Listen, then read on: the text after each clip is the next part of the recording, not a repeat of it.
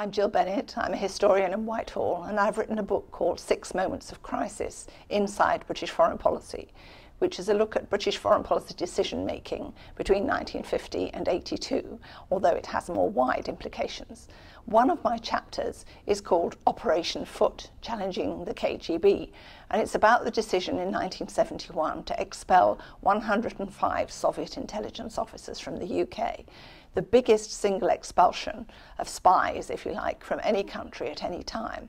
It was an astonishingly bold decision taken by Edward Heath's Conservative government, and the prime mover behind it was Sir Alec Douglas-Home, the Foreign Secretary.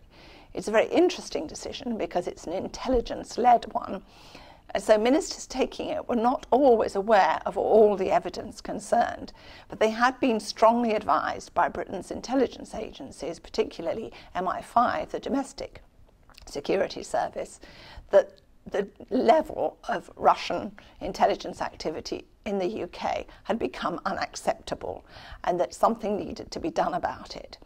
And there's a very interesting policy think-through that goes on in the Foreign Office about whether this was something that really they could be bold enough to do, what the possible fallout might be, what sort of reprisals the Soviet government might indeed take, and whether, as Alec Douglas-Home put it, whether it was really worth the candle to do it.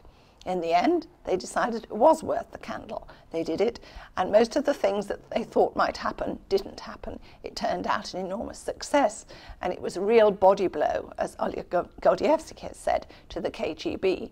But at the time, of course, they didn't know how it was going to turn out, and it's a good example of taking a decision when you really are not quite sure about all the evidence, when some of it seems incredible, or at least very difficult to accept, and where, if it all went wrong, there might be a considerable blowback from the public as well as internationally.